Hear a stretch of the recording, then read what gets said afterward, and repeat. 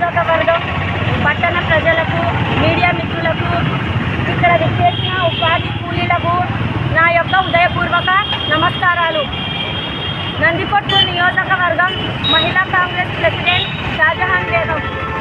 ఈరోజు మహాత్మా గాంధీ జాతీయ గ్రామీణ ఉపాధి పథకం మనం 2026లో వైఎస్ఆర్ ముఖ్యమంత్రిగా ఉన్నప్పుడు మేము ఈ పథకాన్ని అమలు చేశారు. ఉపాధి కూలీలు, వ్యవసాయ రైతులు ఆత్మహత్యలు, వలసకు వెళ్ళటం, కరువు వల్ల ఈ ఉపాధి హామీ భారతదేశానికి ప్రపంచంలోనే మొట్టమొదటి హామీ పథకంగా పేద ప్రజల జీవితాల్లో వెలుగు నింపిన పథకం ఇది.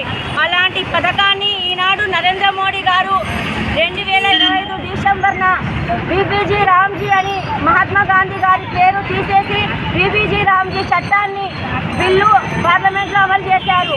ఎంతో లక్షల పేదల ప్రజల బలుగు బలహీన వర్గాలకు నష్టం జరుగుతుంది.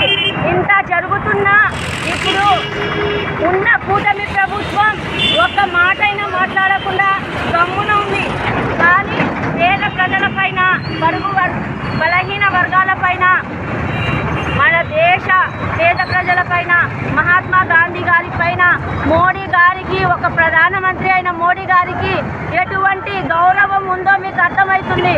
కానీ ఈ బీబీజీ రామ్జీ చట్టాన్ని రద్దు చేసేంత వరకు ఈ మా మహిళా అఖిల భారత మహిళా కాంగ్రెస్ ఆధ్వర్యంలో పోరాటం పెద్ద ఎత్తున చేస్తామని మా మహిళా కాంగ్రెస్ తరఫున డిమాండ్ చేస్తున్నాను. మోడీ గారు వెంటనే బీబీజీ రామ్జీ చట్టాన్ని రద్దు చేయాలి.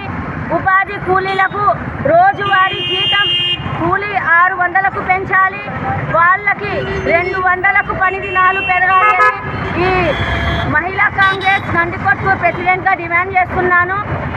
జై రాహుల్ గాంధీజీ, జై జై మహాత్మా గాంధీజీ.